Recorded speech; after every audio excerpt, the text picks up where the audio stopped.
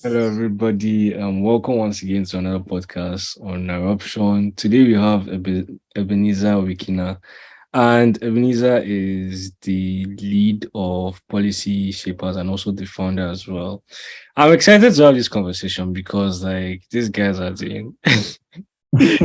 Yeah, very, very, very confident to what you're doing, and we love to see it. Ebenezer, I'll just start with an introduction. Who are you? Where are you from? Which schools did you attend, or are you currently attending? Yeah, sure.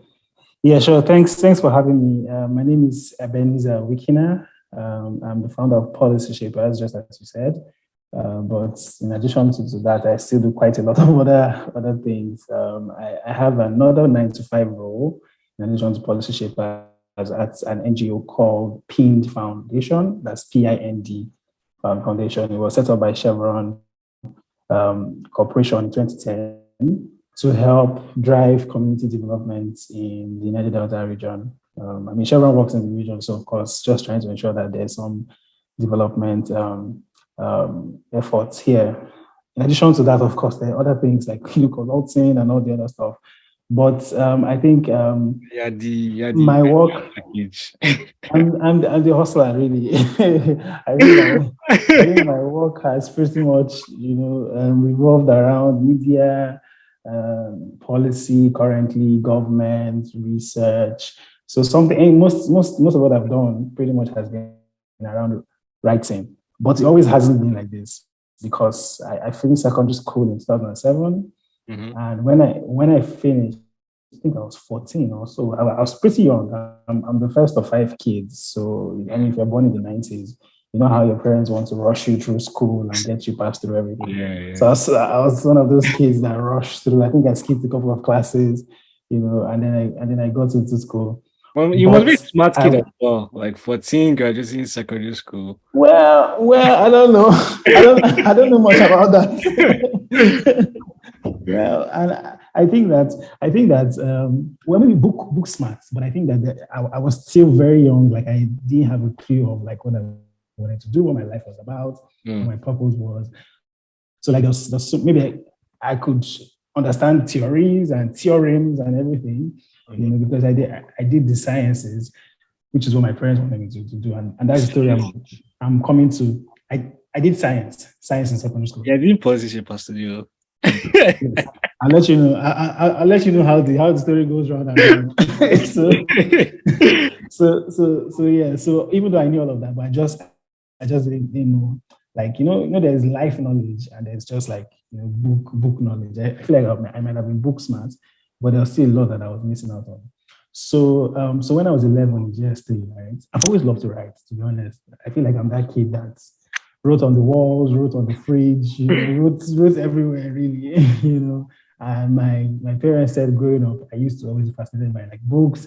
I would tear them. I would want to eat the pages and those sort of things. And I've always wanted to write, and I thought at the time that I wanted to be a news reporter, right? Because I just thought that they were very cool. I grew up with my grandmother here in River State, so. She's a news junkie. So like 8 o'clock national network news. She's the person that never misses the news. Yeah. She asked me to sit down with a pen, write down the words I don't understand. After the news, I have to explain to her what I understood from the news and everything. So sort of like grew up in that kind of environment. Mm-hmm. So when I said I wanted to switch to the arts, because again, you know how it is in GSS3 in the Nigerian education system. Yeah. When you write the mock examination, if you pass very high, they take you to the sciences. If you don't pass, so it's such a dumb policy. Because no one even cares. Like, what do you want to do? What do you understand? So I was one of those that passed very high. So they pushed me to the sciences, and then it was now like a tug of war trying to move from science to art. Because I told my parents I went to. So you already started SS1 in science. SS1, yeah. So like first term SS1, I wasn't just feeling it in science, chemistry. They were just doing physics, chemistry. I wasn't really feeling it. I just still felt like I really wanted to do the arts. So one of those days, even my mom followed me to because of how much I've disturbed her, followed me to the school. I went to see the guidance counselor. And, the counselor went back and forth about, oh, you're in a better place right now in the sciences. Why do you want to move to the arts? You're sure you get a job as an engineer. Why do you want Wow. to So go the arts become a people will not journalist? get jobs. The guidance counselor, yeah. That's actually what the guidance counselor said to me. It was really insane. So, I mean, at 11, I feel like I couldn't decide for myself, right? So all of those things just made me say, okay, let me just continue the science thing and just be done. So I got to finish secondary school, did my egg and everything. But when I started writing jam, so I eventually wrote jam four times. When I started writing jam, that's where the whole story became. I mean, everything just blew up, right? So the first year I wrote jam, the center was seized because there was widespread exam practice, but I was still 15 then. So they said, it's okay. I mean, you can take it the next year. I think I wrote it the next year. I got 211, I think. And then that was the year they introduced aptitude tests. Mm-hmm. And I was trying to do gas engineering because, I mean, I'm from the south of Nigeria, so oil and gas, working in an oil and gas company and everything. That's like the normal thing, right? Yeah. So I was trying to go to do gas engineering. And there were two schools at the time that did gas engineering. One is Unilag and the other is Uniport. They're the only two in the whole of the country. So there are like many people applying for that slot. So I applied to that. I think I got 40 over 60 in the aptitude test or so, because I feel like I scored nothing. I wasn't like very high, but I also didn't score very low. But I didn't get admission that year. Then I did it the next year again, the third year, and guess what? My center was seized.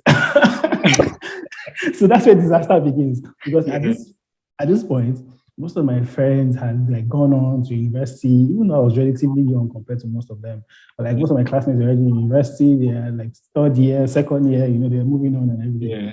And it started to feel like my whole life was stagnant then, right? And while I was waiting, I then applied to the River State College of Arts and Science here in River State to do electrical engineering, still engineering. But even when I was doing that, I was still trying to like figure my way out. So while I was doing electrical engineering, I was doing some internship on radio, doing a poetry show. So like I was like a huge irony because I was doing two contrasting things, right? Even when I was in secondary school, funny enough. I was in secondary school. Most of my friends were in Jet Club. I was in Press Club, right? Because that's what I thought. That's what I thought made sense to me and everything. So I just think that whole like conflict of trying to discover yourself and trying to know where you should go to, it went on for quite a while. But once I finished the program at the College of Arts and Science, I just knew that okay, I really cannot. Program. Sorry. 4 years. No, it was for 2 years. It was a diploma program. Okay, diploma. Okay. Yes. So once I finished that, I just knew, okay, you know what? I actually need to like take hold of my life and decide what I want to do and actually go on with it. And that was the point where I said, okay, I'm going to try to do something in the media. I wasn't sure how to navigate it because you know how rigid our system can be. So if I want to go to university, then I might have to then go do WIEC all over again and do the arts and government and everything. So it seemed very, very crazy. So I looked at the university system as something that was very difficult. But then I saw that the International Institute of Journalism in Abuja just opened the lecture center in Port Harcourt, not so long from there. Again, it might be fate, it might be, I don't know, something just happened, right? Yeah. So I went to the IIJ and told them about my predicament. I want to do journalism. I have this diploma in electrical engineering. And they said, okay, you have a WIEC, right? So I have economics and WIEC, and I think I have literature. Economics, English, and I think don't basic science stuff, right? And then they said, okay, sure. I mean, just apply in and let's see.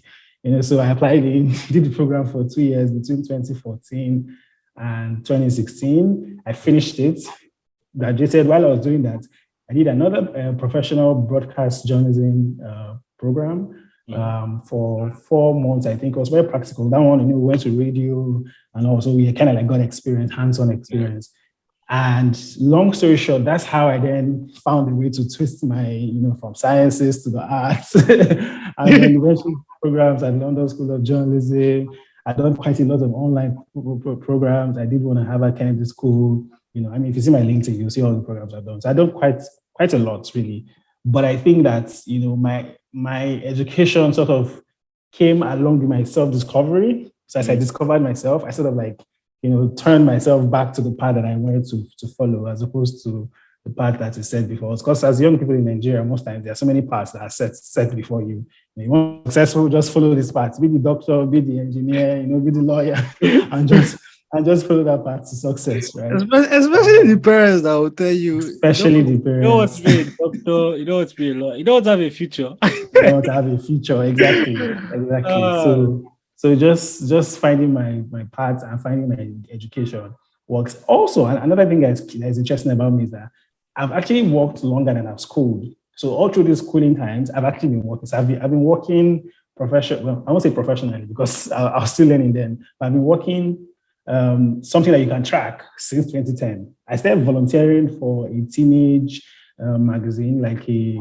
religious magazine, Christian teenager magazine, back in 2009. But by 2010, if you check Google Me online, you see Ezine articles. So Ezine articles, there was like a platform where you go to write articles, and then you have third-party people come to pay for your articles and then take it and post on their sites and stuff like that. So I was doing that SEO stuff for one newspaper here and there. So I started writing then October 2010. That was when I started writing. I was making money, small dollars, maybe $4 or $7 or something boy. like that.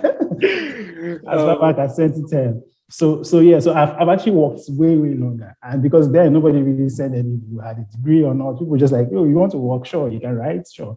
And so the internet was like a great part to practicing writing, which is what I always have known how to do for a very long time.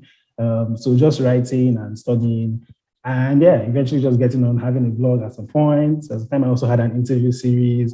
I was podcasting, I think even in 2013, 2014, very early on. I had this Nokia Express Music phone that I was using then to do podcasts. So I've been doing a lot for quite a long time, right? So when I say I'm a hustler, I actually mean it. Yeah. So that's the story of that's a long story of my education, and then yeah. Wow. Very interesting. Yeah. I don't know. I was having a conversation like I think 2 months ago, or how long? Yeah. He found another founder. Her name is Rukayat Bello. She's founder of Okay. Register. I don't. Okay. I think I know her. Yes, I think I know Okay, Rukayat. yeah, I was talking to her, right? And she had told me that because she was writing the ICANN exams, right? And she told me that Yeah. she had written ICANN 14 times. I was like, what?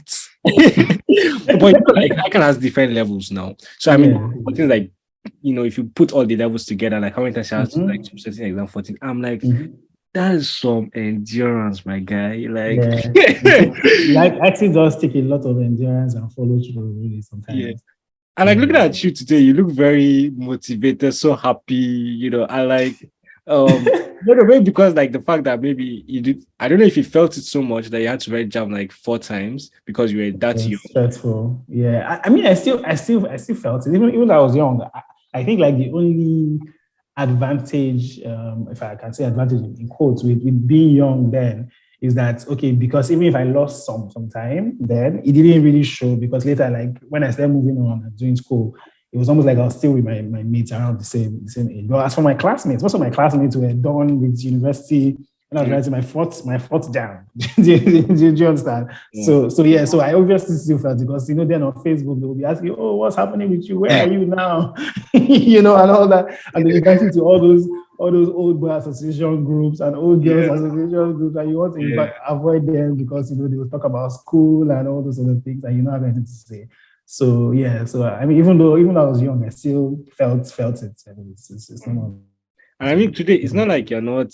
I mean, you're working on indirectly through, with Chevron. So you're still kind of Actually, connected. still in the gas engineering. Yeah, I'm not Actually, like right? it's like a good Actually, point for you. actually, funny Yeah. enough, yeah, true, very, very true. I Yeah. want to ask a question, like more related to probably like because I think it sounds like you depended on faith a lot of times. I think you mentioned it like Mm. twice or something. Like, what was Mm-hmm. the role on that for you, like in your formative years, especially like that waiting period? I'd be that Mm-hmm. indecisive period of trying to find yourself. Decisive period. Yeah, I personally think that church actually played a huge role, a lot in my life. Like all of that, because you have when you're waiting for that long, you have so much spare time Yeah. where you can get into like dangerous things, especially when you're sad and depressed. Like you can get into like habits and things that can destroy you, right? Mm-hmm. But I think just like having a lot of engagement in church helped, Mm-hmm. right? And because of just being church, whether it's from teenage church, then up until when I got into the adult church, he strengthened me. I think that's the best way to say it. He kind of like just gave me like a strong, so I had something to hold on to, even when I was going through all of that. And it also helped me in my formative years. So even though I eventually started writing in 2010, as way back as 2009, 2008, I was already writing in our church. So our church had this editorial team where there's like a monthly magazine, like a newsletter, sort of printed newsletter where they then share for members. So I was part of the team that would edit articles, sometimes write rubbish, looking back at it now, it's rubbish, but then I felt like I was writing something really, really good, and then editing and everything. So you know how singers will say they began in church to sing in the choir and then that's how it was for me, really. Just writing stuff, then learning and growing. Actually, I was really so serious in church that I became so by 2014 or 2013 in the history of our church, because I go to an Orthodox church, it's a Baptist church. I became the youngest general secretary of our church in the history of our church. I was 22, maybe 23 then when I became the general secretary. So like we'll go for like church board meetings. You see all these papas and I just see one tiny guy, at this other end, taking minutes and asking questions and everything. So like all of that also helped me in leadership as well. And I think it also like it got me interested in leadership and policy. We then led to policy shapers and all the other things I eventually did. So yeah, so church and faith did play a huge role in that particular period. All right. Your life is so interesting, by the way. Let's start talking about policy shapers. So first of all, what's the story of policy shapers? Like, how did you get to the point whereby we need policy shapers, and how did the name also come about? Yeah, sure. So, I mean, like I gave you the story. I actually did a long time in journalism. There's a time I was writing for the Huffington Post in the US for almost four years. I was even editor at some point for City News Port Harcourt. So I did like quite a lot of writing here and there. But towards the end of the time when I left the media, I used to get a lot of like complaints from my editors saying, "Oh, stop adding your thoughts into this." Like, they'll be like, "Report the news." I was saying, "I don't care what you think about this issue. Don't tell me what you think. Just tell me what's happening." You always say that in the email. When we have calls, we'll go back and forth and I'll be like, "No, I think that we can say it this way and all." So like, I noticed that I was always trying to like say like, this is how something should be done. You understand? Like I always had like these ideas about whether it's governance or putting something around fuel subsidy or something. I always had thoughts about them. I didn't have like an outlet for it, but I always knew that I could do something beyond just talking about it, right? And so, we got into developments, say when I did my first TEDx event. So in 2014, which is around the same time I got interested in development, I did my first TEDx event in 2014. I just applied randomly. I've been watching TEDx videos. It wasn't Port Harcourt. I've been watching TEDx videos actually for a long time during those whole period of waiting and waiting for jam. So I just saw that, you can actually organize one. I said, okay, great. Let me just organize one. I had no money, nothing, zero. I just said, great. So I went online. Organized a TEDx. Yes, I organized it. So I organized the first TEDx youth event in West Africa in 2014. So that was the first time they gave a license for TEDx youth events. Oh, wow. So randomly, I just randomly said, you can organize one. Great. Where did you do it? I did hear in Port Harcourt. The video. No, but like where? Like who allowed you to use their space to do that? That's another story because we had to walk around. Trying to explain what TEDx is. And I went to their laptops to show them the videos of Bill Gates talking at TEDx. Some people will be like, "What's my business? Will Bill Gates come for your event?" No, they'll be like, "Get out." Yeah. So it was crazy to really just like try to bring something that seemed foreign to the Nigerian context. But yeah, it eventually happened. I think November 2014, we did that. So that's got me like into development and the idea that, like we can do something, whether it's a business or whatever it is, to do something about development. Mm-hmm. Then in 2015, I joined something called the Global Shapers. No, not policy shapers, no, Global Shapers. The World Economic Forum Global Shapers. So the World Economic Forum had a group for young people. And I thought that they want young people to be part of development conversations and preparing them to be leaders and everything. So for the first time ever in my life, I got to fly in a plane to South Africa. That was in June 2015.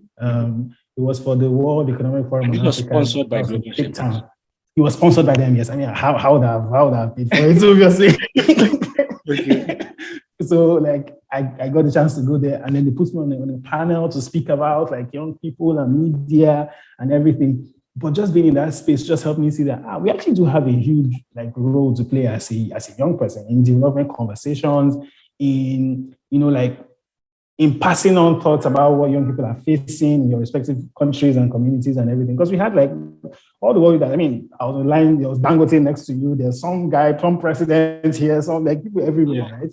And it just did seem like that was a chance that we could use. And I just felt like there's a whole lot more that we can do with these sort of spaces and help more young people to get involved. Like it shouldn't just be a few young people being in this conversation. We should have a lot more young people being in this conversation. So yeah, so fast forward to 2020 during COVID. I mean, before that, there's been so much more as well. I mean, being part of so many other youth things and government things. I also got the chance to actually work with the River State government in 2016. I was part of the group that set up the government's Sustainable Development Goals Office, so the SDGs office. So when they launched the SDGs, yeah, so we set up the SDGs office, and tried to get the states to focus on this. Sadly, just as most Nigerian policymakers, most people don't think long term. So SDGs seems like a far goal. So most of them just think that it was cool. So the governor really didn't fund the office. In fact, most of the events, we did fund it ourselves. So we do like an international youth day event. I will bring my money. So I'm like, how can I be funding the state government when they should be the ones funding me? So at some point I had to leave the office. But yeah, I mean, it was really a good experience. Were you heading the office or you're just part of the team? I was part of the team, but when you're a passionate young person, you want to do everything to make something work. So even the little change you have, you give, yeah. With the little change you have, you want to give your time and effort to make everything work. So it was a good experience though. But I'll just say, during COVID, I mean, at that time I was working with Pain Foundation. Now I'd gotten a lot more experience about development, government, because I work in the advocacy team, so we get to interface with government and development. And I've been thinking about like intersection between young people and government, because how they keep saying they're the future leaders of tomorrow, blah blah blah blah blah. But I always keep thinking about the possibility of even making change currently, like now, like even before the tomorrow. Is it possible that I was waiting for the leaders of tomorrow, like even currently we can begin to have thoughts and ideas that can drive change. So during COVID, I randomly saw one application for a COVID-19 policy hackathon that MIT and Stanford were doing. I just randomly applied. Again, just like I randomly applied for TEDx. Sometimes I find things online, I just apply randomly, right? Yeah. So I randomly applied as well. Got in. They said, "Oh, you need a team, to do this hackathon and everything." So I went on Twitter and just posted on, because I'm always active on Twitter. So I posted on Twitter and said, "Oh, I need a team for this thing. Who was part of it?" Randomly as well, the team members for Policy Shapers now, all of them just got in touch with me randomly. "Oh, I want to join. Oh, I want to join. Oh, I want to join." And we all just got in touch. I was okay, great. So we said the WhatsApp group, we did a policy brief. Our policy brief during the hackathon was on ways that we think that the government can keep the education system going because of the lockdown, and how they can. What year was this? Sorry. This was 2020. So this was June 2020. Okay. Because we started Policy Shapers in August 2020. So I mean, I'm coming to the heat of the story now. But we finished everything, did the policy memo. I think we scored 41/50 or something like that. Something really good, right? Because we had some MIT and Harvard guys calls and all. So our policy brief was really standard. We sent it to the Federal Ministry of Education and all. Nobody replied us. We made something on Twitter. After all the efforts, nobody cared. Nobody cared about it. Oh my God. What's in the height of that tiredness about the whole thing? I think we just had to think, what if we do this beyond just ourselves, right? So in August, International Youth Day, I think the conversation then was about the role of the global theme then for that year in 2020 was about the role of young people in governance or something like that, something around that light. So we just thought, okay, young people can be policy shapers. We said this thing randomly one day. We just said in the WhatsApp group. And someone just said, go and check whether there's policyshapers.com on who.is. So we just randomly checked policyshapers.com. Oh, the name is available. The person said, okay, check on Facebook whether there is a page. I checked on Twitter. There was no page. There was no, everything was available. Like the whole, everything for Snapchat, everywhere. There was no one that's ever used policyshapers.com or policy shapers, the name policy shapers. But I mean, the term policy shapers refers to like people, groups, civil society, influencers who shape policy. So they use it in like academic papers, but as in the name policy shapers had never been used anywhere. We just thought that's very strange. So we just said buy the domain name first before we start deciding what we want to do with it. Yeah. So I paid for the domain name first, and we just said, okay, let's begin to think about it. So it just came very naturally, to be honest. Came very naturally, just discussing about things we think we can do about it. I designed the logo on Canva, so it was very basic, right? Just people just bringing their thoughts, bringing their ideas. And one day we just said, we can actually start an organization with this policy shapers. I would say, okay, great. Let's go and register an organization. Yeah. Let's go and register an organization. And that's to be honest, that's actually how it did start. For the first few months, it was us just talking online about youth and government and nobody just listening to us and just saying that we think that we can start something that concerns young people. So we thought, what was the best way? And I'm sure that's the next question. What was the best way to demonstrate this whole policy young people thing that we have in mind? And we said, okay, this whole English proficiency testing has gone on for a very long time. And us as individuals, often in the group, often said, this is a wrong thing, we want to do something about this. And so we just thought, okay, this reform IELTS thing would be a good way to demonstrate how we think young people can be part of government and influence policy without even having positions. They can influence policy and create change. Yeah. So that's the story of how I came from media to government and then policy shapers. I always have long stories, don't mind me. So media to government and then policy shapers. Yeah. That's it. Okay, wow. It sounds very it sounds very, like what's the word I want to use now? It sounds very procedural, right? As if like it wasn't like concretely planned for, but like the process always showed itself, more or less. Yes. Each step, like kind of as it's kind of like once you guys accepted the step in front of you, like the next showed itself. The next step showed up. Exactly. Yes. So and truly that has been the whole thing, really. It really has been just putting your leg out and hoping that you go to the next step and the next step and the next step. Because we don't at the moment we didn't have everything thought out. Even now, I feel like we don't have the whole picture thought out. We have a larger part of the picture thought out of what we think we can do. But really, there's just still a whole lot more that I think we'll figure out. And as we work together, we'll figure it out. I mean, it's the same thing with arts, really, right? And sometimes when people are painting, Da Vinci used to say there are some things he starts drawing, he has no clue where he's heading to. But hopefully by the end of the canvas, he knows that there's something that's going to show. I think it's almost the same thing with us, really. And it's almost been the same thing with my life, to be honest. Just starting where you are currently and hoping that it leads to something. Yeah. Wow. Okay. Very interesting. Let's dwell on the IELTS. Yes. IELTS right now, right? The popular letter, I think, was your response letter to the Home Office in the UK. So, for everybody listening, can you just explain, first of all, what the problem is they are trying to tackle with IELTS, why it is important, and why you're sending it to the UK? Yeah. Sure. Okay. So I'll first of all explain the problem, the context, and I'll explain how it affected me as an individual, and then what led to the campaign for all of us and policy shapers. So, as we all know, Nigeria was colonized by the British, right? Nigeria, Kenya, Ghana, Sierra Leone, and a couple of other Africans, Egypt and Co. were colonized by the British. And before the British left, they actually did leave one legacy in most of the countries, which is establishing the civil service, the general bureaucracy in those countries in English. So they didn't allow the countries to pretty much use their languages ahead of them, just so that they can also communicate and understand them. So people were forced most of the time to kind of like drop their languages to understand English. And then for most of us who are born like in the 90s and all, Cartoon Network, all of those things that we had to watch growing up, right? Yeah. It was English, right? It was pretty much English that we all grew up with.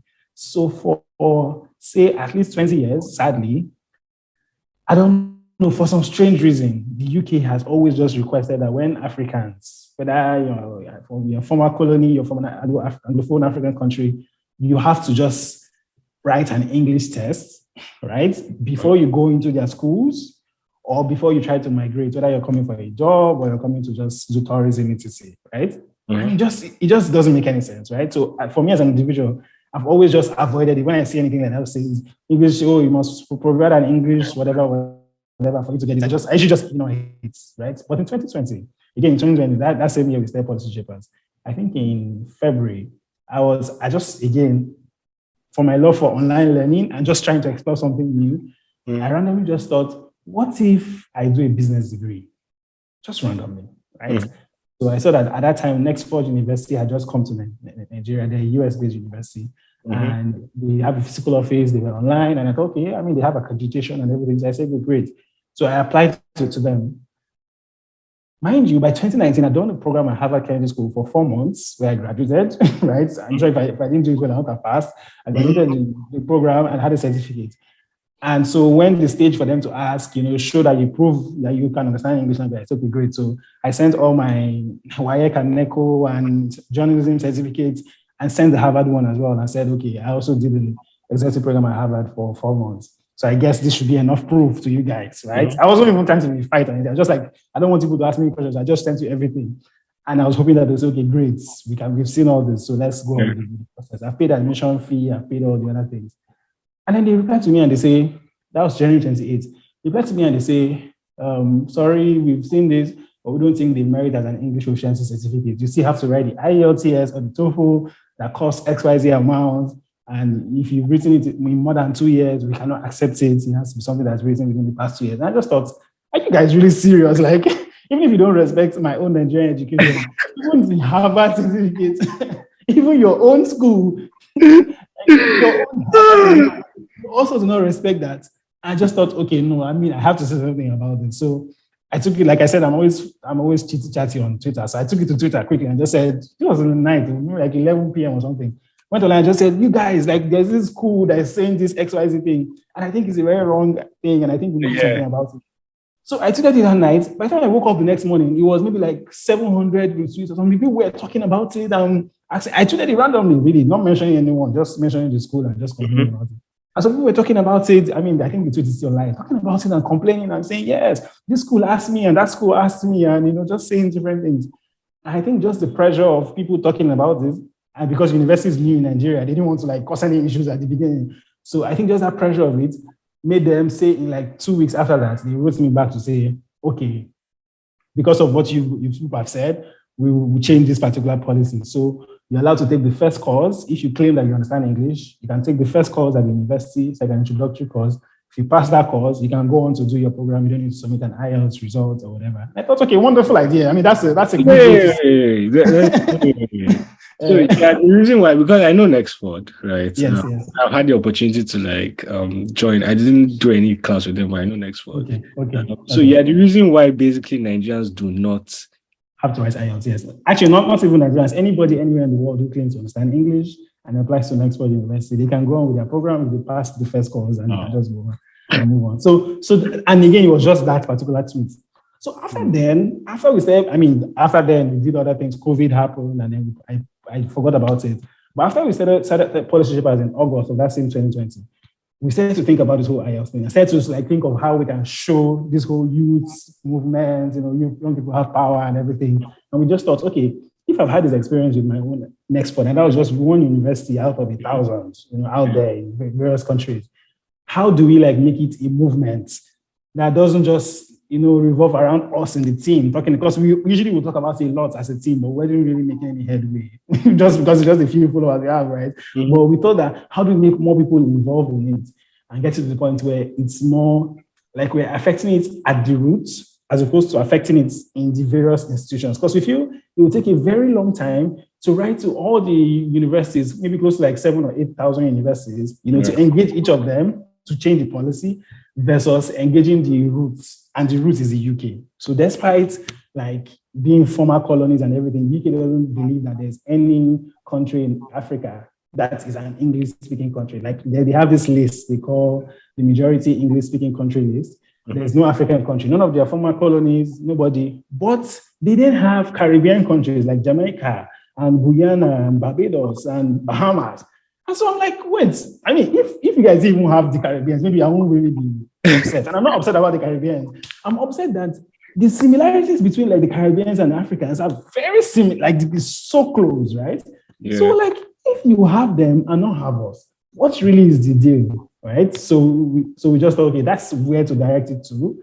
Again, another backstory again to understanding where to direct it to was that I also applied to join the British Council's Youth Advisory Board in 2021. That's when we thought to start the campaign. And I thought that I applied to join just so that I can understand better what the problem was. Because again, if you don't understand the problem well, you might not even know what to respond it to. Because this is not the first time that people are starting to talk about the IELTS thing. People have talked about it so many times, but they've directed their vendetta to either the British Council or to the IDP, people who own the IELTS. And those guys are just like service providers, right? They don't, I mean, they are there because there's a demand. So it's how do you stop it at the source? And that's the UK government that would then make those people useless really on the continent, and then you can move on to other things. So that's the long story of how we then got in. And we said, okay, let us start something, right? So it was a hashtag, change.org again. Did you join the advisory board? They accepted you? I did. So surprisingly, they accepted me. And I has wait, I don't understand. What exactly is the advisory? Like, is it like... So they had just launched a program called the New Narratives Program. You can Google it later. The New Narratives Program is a program where they're trying to see how they can influence the future of relations between Africa and the UK. So they're saying that because of colonial history and everything, young people on both continents don't understand themselves, right? So they're feeling like with technology, how can they find ways to connect young people in Africa and young people in the UK? So I'm not like, okay, this is a perfect program, right? It's like really colonial history and everything. I'm like, perfect. Yeah. So I just quickly applied for it. Lucky, and I've been talking about IELTS even before then, but surprisingly, they accepted me. My team was like, really? Okay, go on now. Let's see where this whole thing leads, right? So even when I was in the board, of course, I wrote policy papers that we sent to the British Council leadership, all of their programs and arts. You know, when I'm talking about whatever I'm talking about, next thing I've talked about IELTS and why I think they need to fix it, and also I use that as a platform as well. Yeah. You know, to project on the campaign. But I think that where the thing began to change was in October of 2021, first, being in Mandela again, I applied for another fellowship called the Mandela Washington Fellowship by the US government. So being a Mandela Washington Fellow, my co-fellows nominated me to speak on their behalf when we engaged the vice president, right? So we engaged the vice president and I mentioned the issue to him. So which vice president is this? The vice president of Nigeria, Professor Yemi Osinbajo. Okay.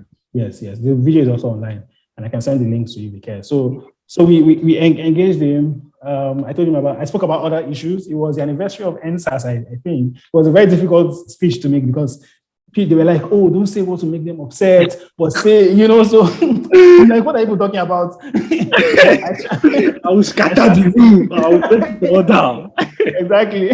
So I shall still talk about NSAS. And he didn't respond to any of my thoughts about NSAS. I talked about NSAS and the issues that came up around that, and the fact that justice is still yet to be said on so many issues and everything. But he didn't talk about NSAS. Luckily, he then spoke about some other issues that we raised on out of school children and, you know, some bringing some kind of authenticity to the school feeding program, because people have said that program had so much money, but they were not seeing much impact and all. Mm-hmm. And then the IELTS was one of the issues that we also raised. So he responded to IELTS and said, okay, great idea. He also thinks that it doesn't make any sense. There's a video there showing it, and that it's something that we should work on together. You know, we had the contact of the deputy chief of staff, so we're happy. We're like, yes, the vice president will solve the problem for us. You know, so we go back after the meeting. 1 week, we've sent all the documents, all the emails, everything. No reply. 2 weeks, no reply. 3 weeks, 4 weeks, 5. No, till today they haven't even replied us. So by the second month, we're like, this was in fact, we used to even attach the video to all our emails just to say, like, see what the VP said. Like, can you guys follow up with him? We even wrote to the Ministry of Foreign Affairs and there was no reply. So by November, Change.org just set up an office in Nigeria. Again, I talk about faith a lot, right? And I've seen it work in my life so many times. So Change.org just set up an office in Nigeria there. And so one of their staff, Bukola, who is now a very close friend, reached out to say, I see your campaign. It doesn't have much buzz, but I think that is a very strong issue. And I think if you guys set up a petition on it, it could go viral. I was like, all this petition matter. I beg, but this petition, I'm like, I'm tired of all this talk something. Like, we want action, and we're feeling all depressed from, not getting like a good feedback from the VP. But we reluctantly set up the petition, and just say like the first 3 days, maybe we had 100, 200 signatures. And I kid you not, by the next fifth day, we're getting 20,000 signatures. We say, what's going on? The next thing, we're getting media people reaching out to us to say, and this was in January, reaching out to us to say, we want to talk about the IELTS, Arise got in touch, Channels got in touch. By the first week, I think the 7th day, we had 30,000 signatures. I'm like, who are these people that are signing? So it now showed that there are many people who cared about the issue, just like when that tweet trended. Yeah, all of them were Nigerians.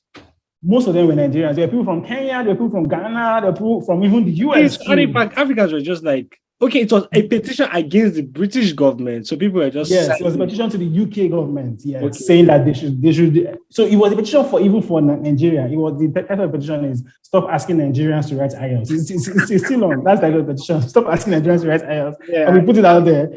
And even though it was a Nigerian thing, people from other countries were supporting and sharing and saying this is a good thing. Let's support everybody. So it went viral. Like it trended on Twitter for like 5 days. My mentions was a mess. Like I couldn't find anything anymore. There were mentions everywhere and everything. So just as she said, everything went viral and people were interested in talking about it. So it became a national conversation, right? Now, before this petition, we had written, after writing to the VP, because the VP didn't reply, we thought to use the VP's video as like a collateral to engage the UK government. So we wrote to the UK government and said, see what our VP is saying about this issue. Even though VP are not that also, what our VP saying about this issue? Like, would I be great? You guys implicated vice president. Not knowing that our VP is never talking to us back, sadly. but we took the video to them and said, see what the VP is saying about this issue. So they didn't reply us, obviously. They just said, I mean, look at these clowns, leave these people alone. So they didn't reply, but by January, when it went viral, people were mentioning the UK's Home Secretary. Sorry. So you sent them this video attaching Professor Yemi before the petition? Before the petition, yes. Just during that period when we were frustrated by like him not responding to us and his office not before Bukola came to you guys, basically. Before Bukola came to us, yes. Before Bukola came to us. So even when we were just frustrated about all that whole process, we just thought, okay, let's try. Even if we can't hear from Nigerian government, let's try to use what he said. At least he has said something, Sha. Let's use what he said in the video as a thing to engage the UK government. Are you giving hints now? Like, we want to get something big. Just try and get a politician to talk about it small.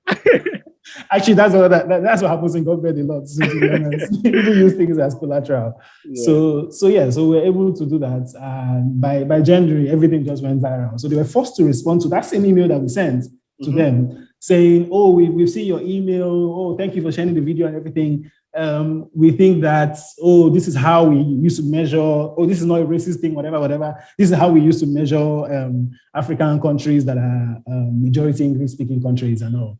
So we asked them for that and said, okay, what are the indices you use to measure? So they told us like population census and education data and other forms of data.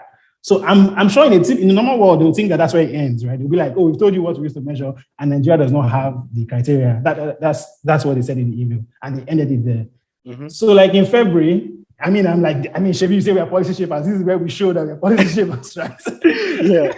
So like in February, we come together as a team and we say, let's give them data. They say data is a problem. Let's find any kind of information we can find online from Ministry of Foreign Affairs, Ministry, anywhere we can get data, really put it together and just send to them and try to like make some evidence, right? And this was the response letter.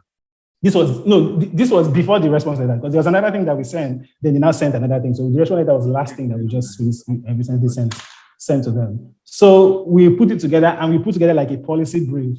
So there's a policy brief, it's like it has a template, has an opening, gives an argument, and then gives a policy recommendation. So we put the policy brief together, put all the information together. And mind you, we actually just started learning to write policy briefs a year before from that whole MIT COVID-19 thing. I say, God, it's not like we're experts. Actually, to be honest, it was rebellion. Because it's not like we're experts in policy, anything really. That, for me, even though I started working in government, I really had not written like a concise policy brief with the structured and everything. Yeah. So that was our first experience. But this second one, we were all like, we have experience now, so we put everything together. I think that it bamboozled them because they didn't expect that we would respond. I think they thought that when they said we don't have data for Nigeria, this is what we need. And because Nigeria hasn't had a census since 2006, right? So you guys, the last census what sources do you guys now use? We use the 2006 one, but we use some projections from the UN. So the UN did a population dynamics projection in 2019, working on our census. So we use that as well, and added the census information as well to it. So we put everything together. So they didn't expect that we would get like information from the UN and World Bank. Like it shocked them for like maybe like 2 weeks. Because we kept following them up on social media to say, we sent you data. What are you doing? We sent you data. What are you doing? That information just should pick them off. So after a month, they replied us to say, okay, we've seen your information, we've seen your evidence back. It's very good, but we still can add you to the list. I mean, like, hey, what's the conversation anymore about? Like, you say you want data, we're giving you data. Why can't you add us to the list?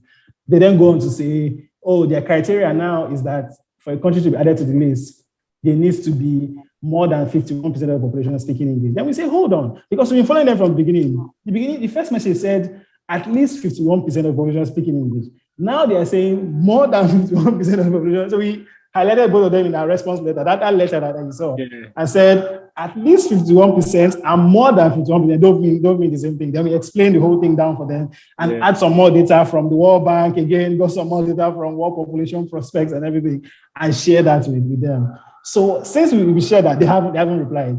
Because I have a couple of friends that work with. You guys send this? We sent this in April. Okay. We sent this in April. They haven't replied. And I mean, they've been getting our emails because we always see that they've received it, but they haven't replied to us. We've been putting pressure on them. We're trying to work now through the Ministry of Foreign Affairs. I have friends who, I don't call them friends, I have acquaintances, who work within the UK embassy and all that in Nigeria. And they've assured me that the people have actually seen it. Like it has gone to London, they've had conversations about it and everything. Yeah. But I mean, in confidence, he told me that if we keep pushing, that we can actually win. And often they keep quiet to see how far you guys can go and if you run out of steam. And I'm like, run out of steam. We're young people, we have all the time in the world. I'm like, in this team, we have all the steam. We get exactly. So we've been able to engage UK Home Office that far. But while we're still waiting for them, again, just so we don't run out of steam, we now thought, what would be the best way to put pressure on them indirectly? So that's when we now begin to write to different universities. So we're writing to universities in America. So we've engaged also the Nursing and Midwifery Council in the UK, who also they don't allow African nurses to join their council without writing the IELTS. So we've reached into them. They're also willing to waive the IELTS for African nurses. They're engaging universities in Canada, in America. So we have like lecturers. So, there are so many Nigerians who are lecturers in various institutions, right? So we're like putting like a network of them, different places in Australia and reach out to them. We're all in the same group, email thread, just sharing information and engaging with various universities. So as one university waves, we announce it. As next one waves, we announce it. So with that, we're trying to build back the social pressure again, like we built in January, and see if we can force them again to respond. Because at this point, to be fair, not just because I'm positive, but to be fair, we've gotten them all the data that they need. Yeah. And we've also challenged them to show us data that they have about the Caribbean countries and the country like Malta, because they have Malta as well, like something from the exam. And we're like, Malta, they speak Maltese, right? It's in Europe. And I'm like, if you have Malta there, really show us what you have about Malta, because we have data about Malta that says about 7% of the population speaks Maltese, and that's their normal tongue, right? Versus us, who from primary school, you're forced to write in English, speak English, and go through school. Like, and everything is in English. So we're saying, show us data. So if you don't want to add us to the list, show us what you have about those countries, because you say it's public evidence and it's supposed to be available to the public. So we really have them in a hard place, to be honest. And, I feel like they have nothing else to do than just to add us to the list. But by engaging these various smaller institutions, we're able to cause some kind of social buzz and force them to act on the issue. We've also written to the Association of Commonwealth Universities as well to see how we can get some more pressure there. So yeah, so that's the long, again, another long story, sorry, but that's the long story of the Reform IELTS campaign, how it started from me at Oxford University, all the way to all of us, and then becoming a movement to the petition, and just becoming what we've been able to make it so far. Yeah. Like before I started this conversation, I knew I was going to enjoy it because I knew, like, I don't know, I just had the feeling that I was really going to enjoy listening to it, right? And I am, and I just want to say, like, thank you on behalf of like all the men, Thanks. even the one unborn, because even like even if it's just those universities, those small institutions that Yeah, yeah, do something at the yeah. end of the day It for is actually. Nigerians or like Africans or English speaking Yes. people that Yeah. are going there, right? Yes. I Yes. want to ask you now. So for somebody listening to this as like, eh, what can be the real impact, right? Can you just explain like for Mm-hmm. because like in the letter I think it's stated clearly. I Mm. think in different Mm. posts that you guys put and in different places Yeah. like the basically the cost to Yes. The Nigerians, cost right? of it to the country. Yeah. Yes. So Yes. can you explain to someone listening like what would remove IELTS actually add to Nigeria? Add to people. Yes. I mean, in terms of GDP, contribution to our GDP, because we had to do the numbers really, and we had to ask ourselves this kind of questions too before coming out. Yeah. In terms of contribution to our GDP, so in our country annually, based on just the number of people that write the test. This is not adding transportation costs or cost of like preparation for the IELTS exam, just number of people who write the test every year. Mm-hmm. We have 5 billion spent every year on the tests by young Nigerians. 5 billion naira, yes. So that's about $10 million a year from Nigeria alone. By the time you begin to put together, because in 2021, which was again a slow year for them, the IELTS reported that about 420,000 people wrote the exam from Africa. That's somewhere close to, so the cost of the test is somewhere around $250 to $216, between that range. If you add that together, that's close to like $19 million from the whole of Africa alone, right? So Nigeria is about 10 million. I'm sure that's a very modest estimation because by the time you add all that cost, and this is just the number that they release, because they have really refused to release as much as we requested for them to release. So that's that from the economic angle. But then you look at the moral angle as well. Why do we think Nigerians are being humiliated abroad or not treated well? Or why do we think when something happens to Nigerians, people feel like they can get away with doing things to us, whether it's in Europe or in the US, because they feel like they can treat us anyhow, right? And this might seem like a subtle thing, right? It's just an English exam, right? It's just an English exam. It's like when you say it's just slave trade. Just enter a ship and just go to the UK. Just that it does feel like it feels like a normal. I mean, they always find a logical, in quotes, reason to explain some of these things, but it just doesn't make any sense. If you look at it from every angle, financial angle, the moral angle to it, I mean, the fact as well that we still, have the UK thing in us, right? The fact as well that you have our indigenous languages dying and being sacrificed. I mean, I got married last year, and my wife and I have been discussing. Thank you. I've been discussing what will we teach our children, right? Because we can barely. I mean, it's good in the North though, because the North, they have found a way to preserve their language and they pass it down. Well, I think the cost of that is that the English is not strong. Well, yes, yes, true. But even with that effort, you notice that for a typical Northerner to be able to rise up in leadership or become anything internationally, you still need to learn English, right? Do you understand? So it's not like you learn Hausa alone, and the same thing in the West too, and in the East. So I feel like it's slowly eroding. It's not fast, but it's even in the strongholds like the West and the North and the East, it's still slowly eroding. So English is still like permeating everywhere, really. In our churches, everywhere we use the same language. And I just think that's something that we need to do away with. From a personal angle, I forgot to tell the story. From a personal angle, so my great grandfather, his name was Elder Samson Wikina. Yeah, he served as an interpreter for the colonial masters during colonialism. So they used to call him Black Ogoni Man. That's Black Oyibo Man. That's what they used to call him, Black Oyibo Man. Bira Beke is what they used to call him. So Black Oyibo Man, because he could understand English, very basic English, and he could find a way to interpret it for people. So when the colonial masters came, when they were like colonial missionaries that set up schools and everything. So He was able to help them. because Sorry, like go on. I've always found it fascinating, right? The interpreters, like the first interpreters, like Yes. how, because these are I not have children. I have How no did they clue. I'm still struggling to understand where he even learned it from.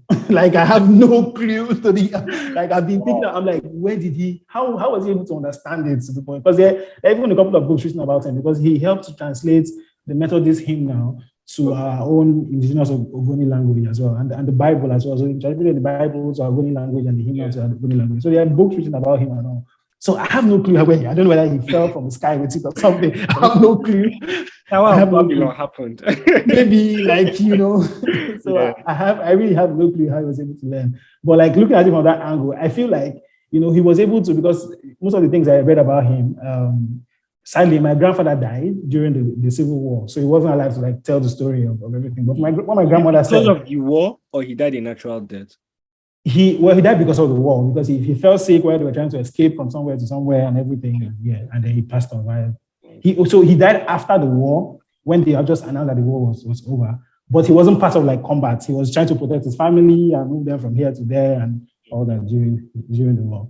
But what my grandmother said was that my great grandfather did a lot of like sacrifice, because most of the time he would like try to mediate between the villagers and the extreme like demands of the colonial masters, right? Because for a long time you'd have to pay tax to the colonial masters. I mean, they took over everything, really took our land and everything. Mm-hmm. So like he put himself in so much risk just to see how to like save them and ensure that they're not like fully dominated. So a couple of times he will go to like village courts to be their attorney. So if an issue comes up, he will be like an attorney in the village court to protect his people and all. So I just thought, and he didn't have like a position or anything. I just thought, I mean, that's really like, and he wasn't like a chief or anything. I just thought that's a really, really interesting thing. And if he was in our generation, I'm sure like this would be something he would want to handle. I mean, even though back then he was interpreting, I'm sure if he was here now, really, he will be fighting against this because that's gone on for such a long time. And with just seeing how are you saying you are the reincarnation of your I'm grandpa? not. I'm not saying I am. I'm not saying I am. I'm not saying I am because I don't know things I've done way better. But I just think that what sometimes you think about your roots and think about your DNA and everything. You just feel like there's something you should be doing about something, right? And this is one of those things where you just feel like this is a problem I think I can actually solve. And if I need inspiration, I can look at my grandfather. If I need skills, I can look at the fact that I've gone to school and I know how to write and everything. I just feel like I can do something about it. So that has been one of the things that have been pushing me. And I mean, luckily, we've been able to get other people to feel inspired too, and find a way around it. Yeah. Wow. Sorry, I always tell long stories. So sorry. No, I feel like it gives so you a better interesting. understanding. It's just like so deep and so like I don't know. Meaning is an interesting concept in itself, and once you begin to understand it, right, understand things, there's just a joy about getting understanding and a satisfaction somehow. Yeah, Right? True. Very true. Very true. What So that's the story of IELTS. Yeah, I want to ask now just a bit offshoots on Nigeria, right? Sure. We had in 2016 the Not Too Wrong to Yawn, and basically this year we had the startup bill. From you, someone like in policy shapers looking at this, right? Like, what kind of vibes are you getting? Like, what kind of aspirations and goals are you setting, knowing that these policies are being passed at this point? Actually, I personally think that we're living like I won't say a golden generation because you say like we're hyping ourselves too much, but I actually do think that we're living in a very interesting time, and we're living in a time that again shows that even what we believe at policy shapers is possible. So I was also part of the National Steering Committee for the Not Too Young to Run movement, and that again inspired me a whole lot. Working with Yaga and Co, and just seeing that it's actually possible to have an idea, because Not Too Young to Run had been in a long time. It has been a long thing making. Like it's been coming on over and over and over and over. You understand? And from Twitter chats to conversations, and eventually becomes a bill. And from a bill to law. Just that entire process just shows you that there's actually a whole lot of like there's a whole lot we can do, right? I mean, NSAS is another thing, right? I like to talk about NSAS. Some people say it's not a success, but I actually think the fact that we were able to organize ourselves, the same people that, people will say, oh, your generation, you are not serious. People want to talk about phone. You're always pressing your phone, Those same people were able to organize and raise billions of naira, right? From the internet and talk about an issue that they feel they care about. Even though, I mean, sadly, it turned out wrong with the action from the government. I just think that's just that ability to organize ourselves. Do you understand? Because that's really does have a huge role to play in the elections as well. I mean, we're coming to election season, and Nigeria's voter turnout has been somewhere between 32 and 34%. So only 32% of people who register to vote come out to vote on election day. And I think that's crazy. Because if the other 68% come out, like a whole lot could just change, right? So I think about it, and I think about the fact that our population, about 62% of our population is under 25 years. So you have many people who are getting to the voter age, and with issues like not too young to run, NSAS, now reform IELTS, startup bill, people are beginning to feel like they can organize and voice out. I feel like you're being set up to a point where we can actually make real change. So despite all the challenges that we're seeing, I'm very hopeful, to be honest. It gives me hope. All of these things give me hope. Just make me feel like we can actually do something, right? We can actually organize ourselves.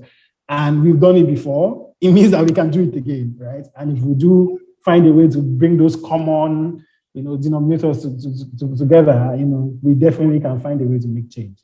It gives me so much hope, to be honest. I can't even lie. It gives me a whole lot of hope. Just saying how much we've been able to do. Yeah.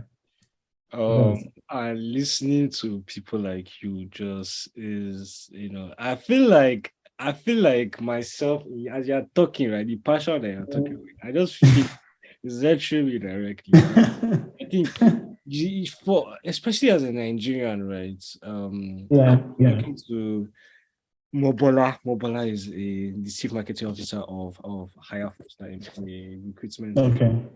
Okay. In Nigeria, right? And I told her that maybe to an extent, because we were still having a conversation. She told me how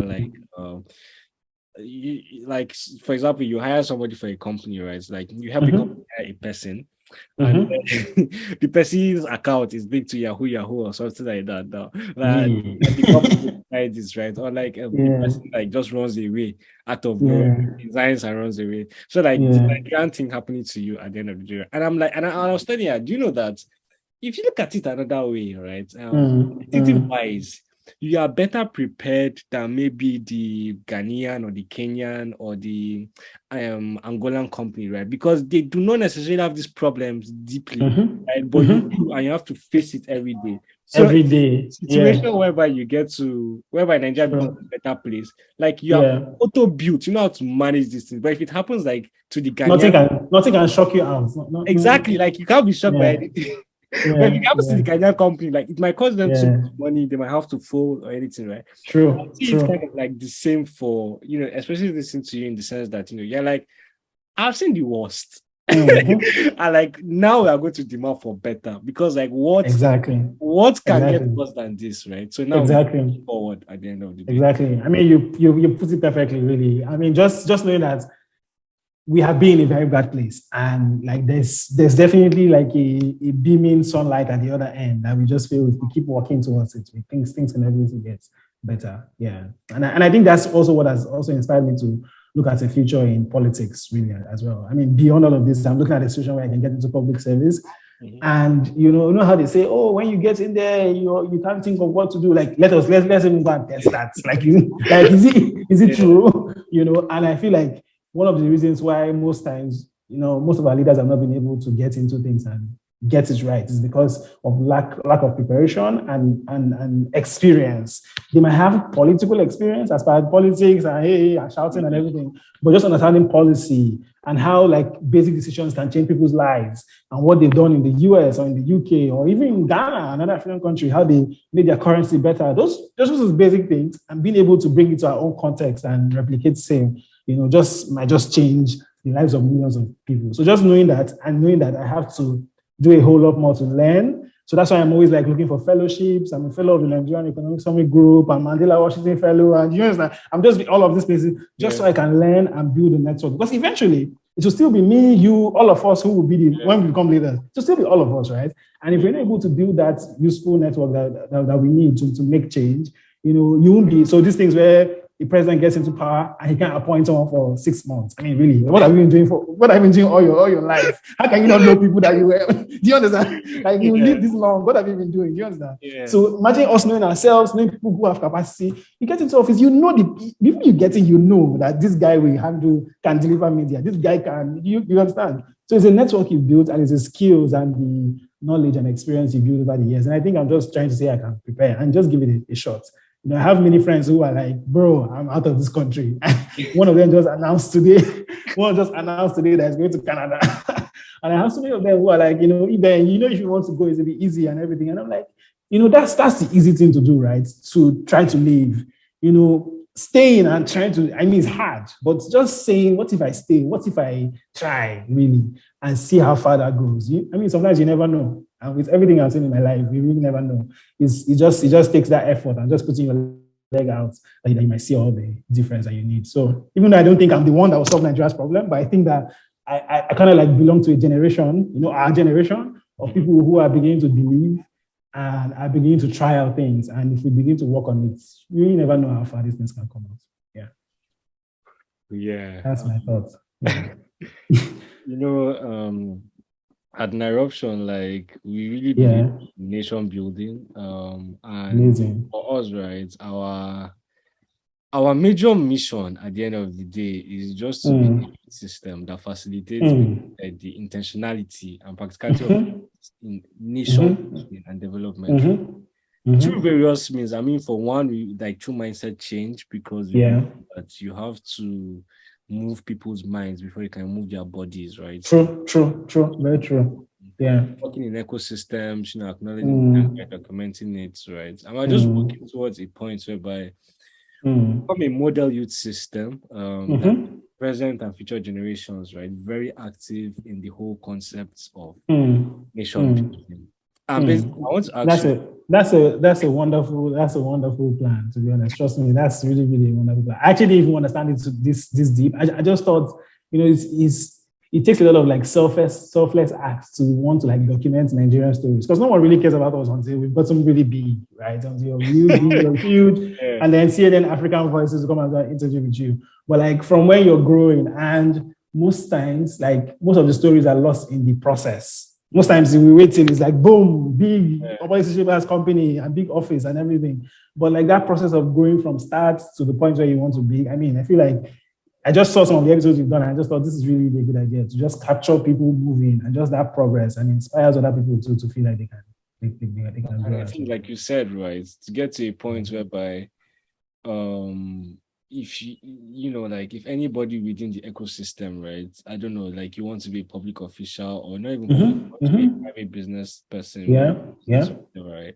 Like you already know people doing whatever, right? Exactly. Like person finance, exactly. person like at the economy, like so that's it. Really, I won't talk about our president's choice, but no. See, you always break my heart. I feel like just thinking about it, I'm like, what has he been doing? Like, don't you know people? Like, how can you wait that long? Like, before you can know the people who want to. And once you know the people, I feel like it's even easier, because once they are your people, for example, both of us get into government, you're president or I'm something, because we have a personal relationship, it's easier for me to say, hey, I don't think I like the way you're doing this particular thing. And we can discuss it as guys and we can go on and fix it. But when it's someone that they brought for you, and you know how they do in our politics, and it's just random folks, and really, things just become really hard to control. So that way you don't have really control of the government. It's hard for you to call people together and everything. It's really sad. I feel like there are many things we can do better, really. And I think that we really do have a chance to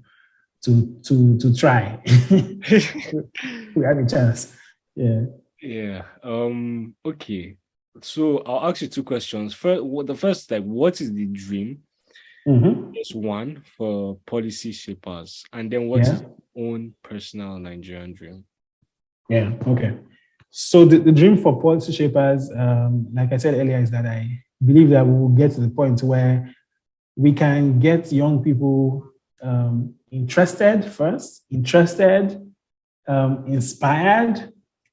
and willing to participate in governance. And governance goes beyond just like politics and voting, right? So beyond them join political parties or come and vote, we hope that they can like question policies. So like if a government releases their budgets, people are willing to look at the lines that concern their constituency and say, we had the same line last year, or this same thing was here. Why are you putting the same amount and everything? To the point that people are so interested, and it's part of their daily life. Like they don't need to be policy experts or anything. Do you understand? So like a random person, same way we're all like Google Map experts, or we can use social media. Hope that people can also like have that kind of literacy in policy and understand how to engage government based on those different issues that they care about. And I mean, one of the models for us is budgets. I don't know if you've not spoken to Shehu yet. Shehu, that's one person you should talk to.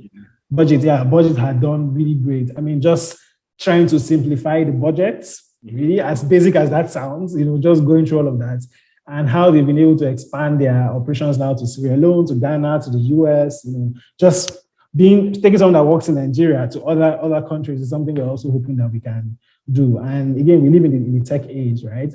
And the space we work in is called the civic tech space. So we're hoping that we can also replicate some of those tech properties of expansion beyond your local communities and helping people to mobilize. I mean, this reform IELTS has been a good way to also learn that as well. Help people to mobilize themselves to create change. For me, I think that my own dream, my Nigerian dream, is that I'll be able to live and have kids in a country that you're not just worried, but you have some bit of assurance, because I think that's what is hope, right? That's the reason why people will travel. I mean, you have friends who are working here in Chevron, but will travel to start working in McDonald's, right? Mm-hmm. Because they want to start up. It's because they feel like they have hope, right? There's some kind of hope that if I'm here, everything is fine. Do you know that? Like if I'm here, even if something wants to get wrong, someone will come and help me. Someone will come and save me, sort of. Yeah. I think it's just that hope that, you can start something, you can build something, you can imagine something, and you can make it happen. Despite no matter where you're from, no matter where you're living, no matter your surname and everything, you can actually just make things work. No matter where you are in the country. I think it's just that particular hope that I think that we are lacking in our country. And, with all the insecurity and everything going on now, you can understand why people don't have hope in the country. People don't just feel like, if they can attack the president's convoy, who am I? Do you understand? Like, how many policemen do I have in my house? Or how many gates do I have, really? Right? So it makes you just feel like there's no hope. And I think we can get that hope back again. And that's why some people feel like, Peter Obi's campaign, seems to be moving very fast. It's because of hope. You feel like young people just feel like this guy, I don't think he might even be a perfect candidate, but just because they just feel like this guy, it just seems like a different thing from all that we've seen, they just feel hope. And I think that hope, instead of the candidate or the party, just being able to get people hope, and make Nigeria a place where people can have a dream and work towards that dream. I think it will really be a wonderful place where you have kids, really. I know that your kids can be born anywhere. My daughter can go to Kano, for example, live there, become something, really. It makes you feel like that's the kind of country you want to live in. Yeah. So that's my dream for this country. Yeah. You mentioned hope, right? Yeah. Yeah. I'm also a big hoper. I believe in hope as well, like a lot. Yeah. I just want to ask you, what do you think is your connection? What do you think is the connection between hope and faith, right? And faith in the sense of, and also at the end of the day, love, right? In a way. What do you think is the relation between these three things? And in reference to nation building, like, what role does hope, faith, and love play at the end of the day? I think actually that, in many ways, I think Nigeria is a huge irony in the fact that we're really one of the most religious countries. And, whether you're Muslim or Christian or traditional believer, most of the religions and the faiths do teach about love and teach about, being your brother's keeper and, having faith and believing and just like thinking of the common good beyond your personal good, right? I think it's just because like our moral systems have been so eroded that we don't even listen to our faith teachings anymore, right? Because I know that even in Islam, even in Christianity, all of the faiths really stress on being able to, live a life that is for others, sort of, be your brother's keeper, help. So imagine where you're in a country where everyone is looking out for the other person, really. I mean, and most of the reasons why you have most of the other countries struggling is because they don't even have faith. Most of them don't even have faith. But Nigerians do have a lot of faith. I feel like it's the same faith that makes people just still try out things, despite how hard things have been. Same reason why young people would want to start businesses, and businesses have failed over and over again, but they want to try again. That's the faith. And if you look at faith now from the angle of religion as well, we also do have that. I mean, North, South, Christian, Muslim, traditional believers, all over the place, right? I just feel like we have so much potential, right? Do you understand? There's so much potential that we have in every space, whether you look at it from the faith angle, from what is in our grounds,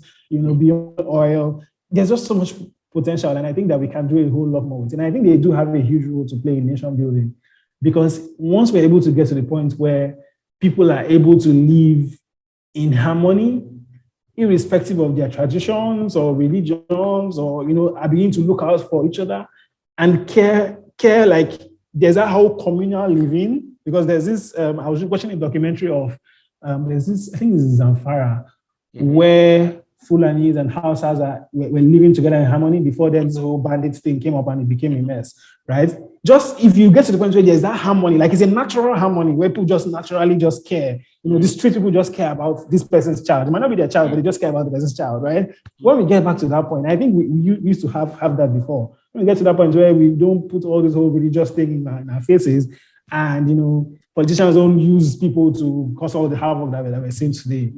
I feel like we'll get to a really good place, because it's possible to grow the economy but lose it all to things like violence or terrorism, or you understand. So it's also good that we also address those sort of issues as we're also trying to make our economy better, because one communal clash can set you back 100 years. Just all the things you build, they burn all the shops and everything, and you guys have gone back again to where you came from. So I think that is very key, and we have potential. We just need to find a way to make sure that we do listen to our faith teachings, because I think every faith does teaches us to listen to others, love other people, love your neighbor as yourself, all those kind of things. Just being able to give more and have a lifestyle that is more towards others than just our selfish interests alone. Yeah. So I think they have a huge role to play. Okay. You guys have, today is the last day, right, for registration. I don't know, for people listening to this, is not the last day. As at August 1st, right, it was the last day for the Niger Policy Hackathon. What is the Niger Policy Hackathon? What is the plan, the vision? What's the aim? Yes, so for Niger Policy Hackathon, where, again, just like I said with Reform IELTS, we're trying to test another hypothesis and see, is it possible for us to influence the conversations and the sort of issues that people would care about during the elections? Yeah. Most elections, most of the time in Nigeria, talk about where the person is from, what party can he stand well, can he speak, talking about food and everything, right? But we want to see how we can influence the conversation, not just with the candidates, but also with the young people and the citizens who will be demanding stuff from the candidates. Because I think campaigns start next month, according to INEC, officially. So before campaign starts, so between August 12 and 14, we're going to have sort of like a boot camp, sort of how you have a tech boot camp, right? But it's going to be virtual for this first edition. We want young people to work together in groups. So we're trying to gather up to 300 young people from across the country, east, south, north, east, northwest, everywhere.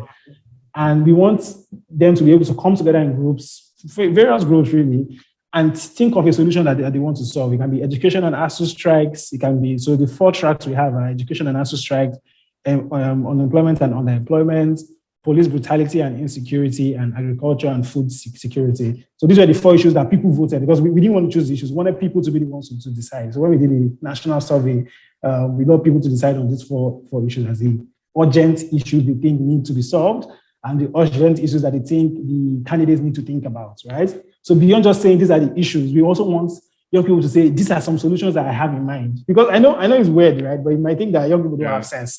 I know how they assume that you are young, you don't have any sense. But I just feel like because we took part in that MIT hackathon thing, and before we got into the hackathon, we didn't have any of those ideas in our head. We just sitting down and brainstorming and reading, doing research in a very short time, just spurred us to think of creative solutions quicker. And we just think that if we bring young people together again, I mean, Nigerians are some of the smartest young people.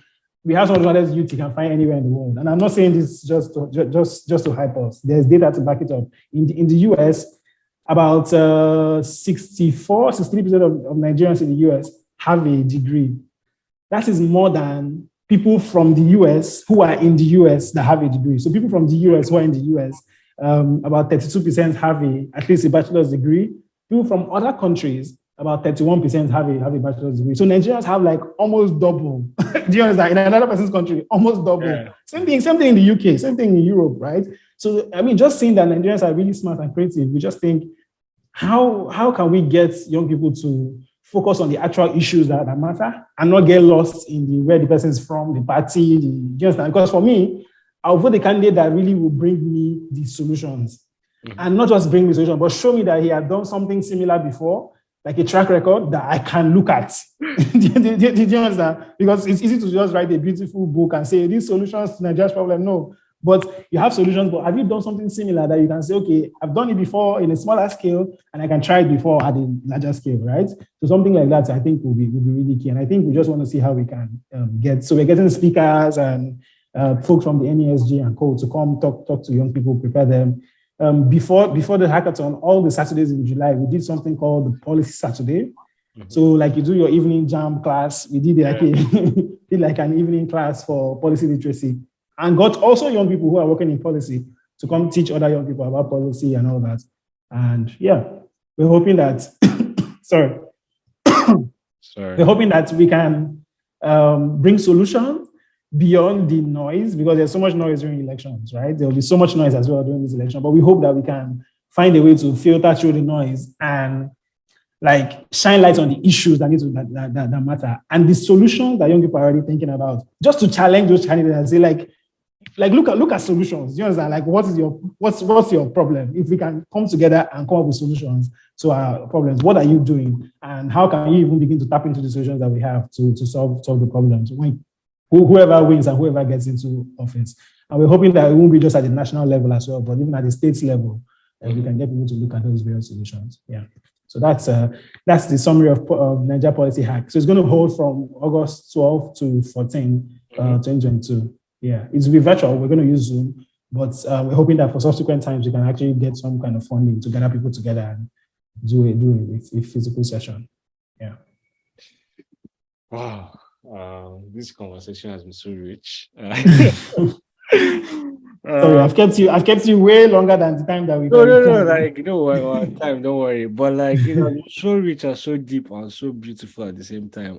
Thank you. I'm just thinking, like I would really love to have a conversation. Maybe once you guys have attained once you guys have pushed the IELTS, the reform IELTS. Yeah. Sure. That would be happy to discuss that. Yeah. Sure. And I'm trying to happen between now and the end of the year, really. We've been able to, again, so the Ministry of Foreign Affairs now has a new permanent secretary. So we've somehow been able to work with change.org and he seems really interested in it. So we've been able to work with change.org to get to get him interested in it and to just like review all we've done so far, the email communications, the records, the data we've sent to them. And yeah, he says he's willing, and we're hoping that he'll be willing, so that if we do a bilateral meeting. Kind of Yemi's willing, or no, it's not Yemi's willing. So that's the thing. So beyond the first meeting, he has followed up with us. Okay. He has been the one to follow our hands. So beyond, because Yemi's own sounded very. I mean, if you watch the video, you will feel very bad. But Professor Yemi was like, "This is a great idea. We'll work with the ministry of this, work with the ministry of that to do this, and this is something that we should follow up with you on." But they never did. Even when we followed up with them, they really never just followed up with us back. That was just really sad. So we're hoping that at least we'll get some hope from this particular guy. And yeah, I mean, with the smaller wins from smaller institutions, I think at some point really it will become inevitable. By the time the pressure begins to build, and we hope that every week we have some good news to report. And I mean, by the time really, I feel like the pressure will be too much for them to just ignore. And yeah, we'll eventually get there. So let's just keep our fingers crossed. Yeah. We'll let you know once we get there. Excellent. Yeah. I don't know, like Thank sometimes you. don't worry, I just feel like, just relating back to vice presidents. I'm Yeah. thinking because I was reading today on presidential aides, right? And Yeah.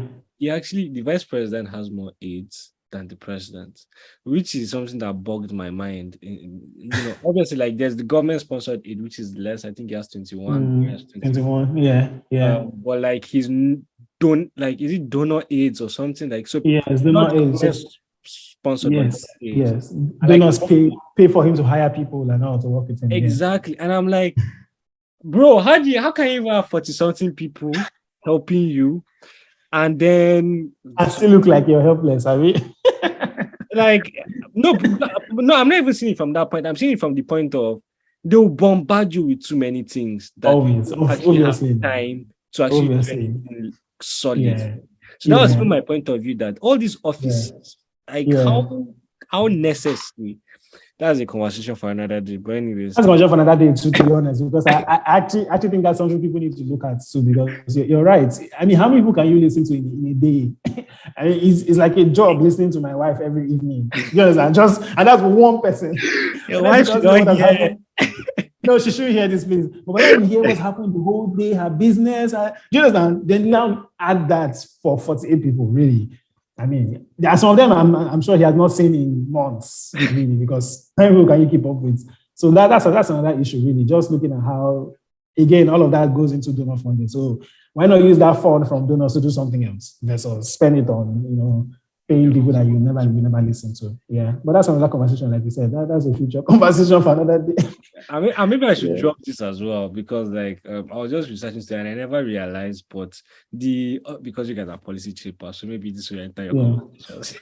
Sure. But the office of the chief of staff is it's not constitutional, right? So I mean, it is something Yes. that Obasanjo created out of Yes. because as required, and like all the other Yes. states now have it. Like state governments also have chief of staffs, right? And Yeah. I'm Yeah. thinking that is a lot of money that we can save first of all, right? Because I think in the Yeah. military government it was they were called, I think it was secretary of the government The was handling graduation. the role of the Yeah. staff, Yes. something like that. Yes. Anyways, Yes. right? And like And we still have SSG now. We still have secretary to state we still government. have Boss Mustafa, Yes. yes. Yes. Yes. We still have secretary. Yeah. Yeah. I like Yaradwa's government. I think he only did chief of staff for a year or like first several months, but like he moved it basically. Yes. And I was like, first of all, Yaradua, right? I think was in terms of apart from Obasanjo, I remember seeing a graph right whereby like they compared Buhari, Jonathan, Yaradua, and Yeah. like GDP and everything. GDP, right? Yeah. Like he kind I of saw did the that. best. As a guy that doesn't have chief of staff. So I mean, Yes. what's chief of staff conversation all about, right? Maybe we'll have to start. As in my brother, you see a lot that can actually change. Like there's a whole lot that can change. And the funny thing is that the VP has his own chief of staff. So he's called the deputy chief of staff. That's the person we're even engaging with them. We're trying to. So the VP has a chief of staff, and most of the National Assembly members have their own chief of staffs. It's going to shock you. They have their own chief of staff. They hire their own assistants, chief of staff. So they have chief of staff, but because they are many now, so they have different chief of staffs in their various decisions. So imagine them hiring people to hire their essays and handle their whatever logistics, which they can easily give a company run by a young person like a Wakana or something to do if really they want to support businesses, right? Versus hiring so many offices you get that can do all of that. So I mean, I just feel there's a whole lot to talk about. Like our government just has a whole lot.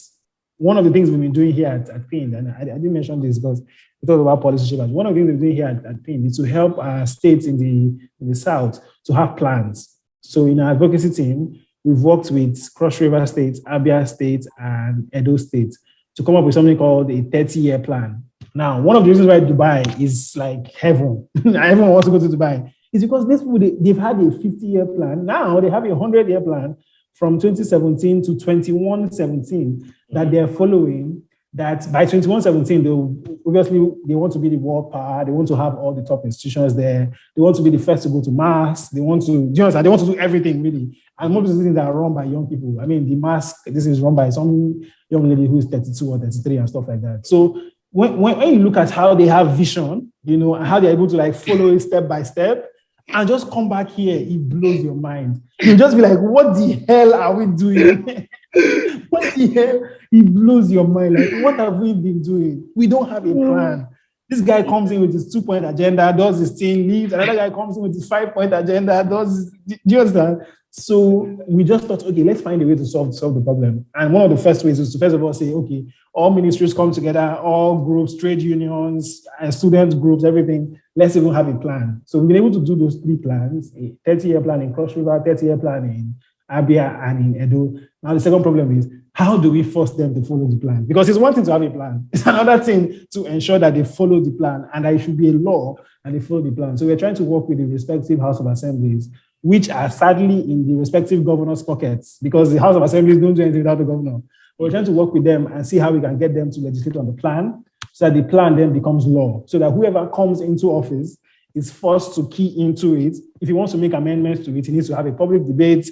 They agree on it before it goes back to the House of Assembly to amend the plan. And that's all their budgets, the number of roads they will build, because the plan is really deep. I can send you one of the documents. It's really, really deep. Some will have like 500 pages, really deep stuff, talking about how many schools they will need by year 2060 something, how many roads they need to build, where they need to expand in the city, how many more cities they need to create beyond their capital city and everything, and just like population projections and everything. So just ensuring that they follow through those plans has been a headache, and that's all I've been doing. Really, just sitting out here in this office, making calls and traveling has been my life headache. Really, just trying to get them to follow through those plans. So yeah, so even during my 9 to 5, I'm still doing government. Do you understand? So it follows me everywhere. Even if policy shapers is following me, and here is also still following me. So it adds up to all that I'm pretty much doing in my life.